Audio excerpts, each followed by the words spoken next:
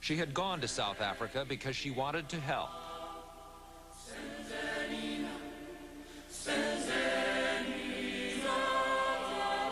Amy Elizabeth Biehl was born April 26, 1967.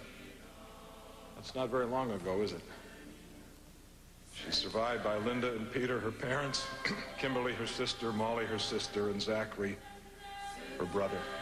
Molly got the news first.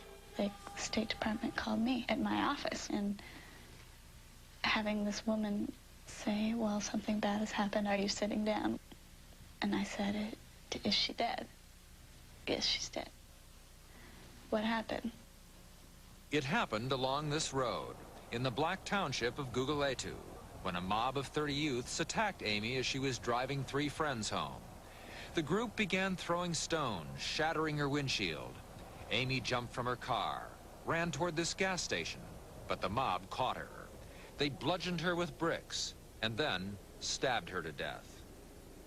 Her father, Peter, thinks about it every day. There are many horrible ways to die, but that has to be among the most frightening. It kills me, tears me up that she had to go that way. Murdered only 2 days before she was due to leave South Africa, where she had been working as a Fulbright scholar. I was going to ask Amy to marry me today. I don't regret not having asked her before. The time was never right before.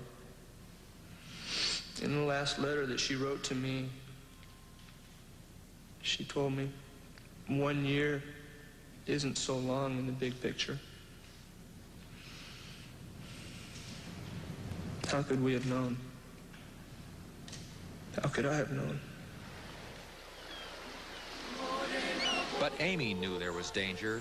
She was acutely aware that behind the breathtaking beauty of this land is another picture, one not so pretty, one filled with pain and despair. This is the South Africa that moved Amy most, touched her, inspired her, before she was killed.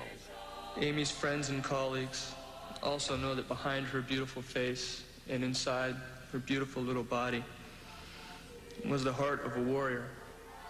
As condemnation of the mob killing of Amy Biehl poured in this afternoon, at least 10 more people were killed in violent incidents around the country. KwaZulu police reported 2 people shot dead at Umlazi, while at eZekeni, the ANC reported 4 people killed when gunmen opened fire on residents. Nearly 4 years after their daughter was stabbed and beaten to death in a South African township, the parents of Amy Biehl met the mother of one of her killers and told her they would not oppose his application to be freed from jail. Peter and Linda Biehl's arrival at the tiny concrete blockhouse in the black township of Guguletu was a moment packed with emotion. Don't cry. Yeah, don't cry. Everyone marvels at it. The logic would be that the South Africans should be giving some kind of reparation to the Biehls. Instead of what's happening. They've turned it all upside down. I mean, it's all sort of topsy-turvy. It is the victims, in the depth of their own agony and pain, who say, the community which produced these murderers, we want to help that community be transfigured. The Biehls have what South Africans call Ubuntu. I say, Unobuntu. That person has the essence of humanity.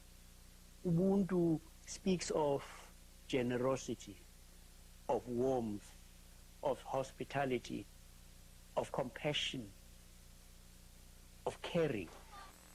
It was in meeting him that I experienced his vulnerability, and I saw our shared humanity.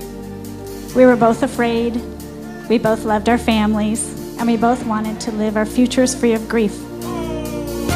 I learned that we don't have a monopoly on fear. We don't have a monopoly on pain. That while we have numerous differences, we have a lot of commonalities. What this was meant to be is a conversation starter and this is meant to be my first book. I have a business now. It's called A Triumphant Me. I'm going to develop this course called Forgive It, and that's going to be a digital online course, and then going forward from that, I hope to have a live event. That event is going to be about bouncing back from life's challenges. I learned about grief. I learned about loving. I learned about forgiving. I wrote the book so that maybe, just maybe, something that I said could resonate with someone here.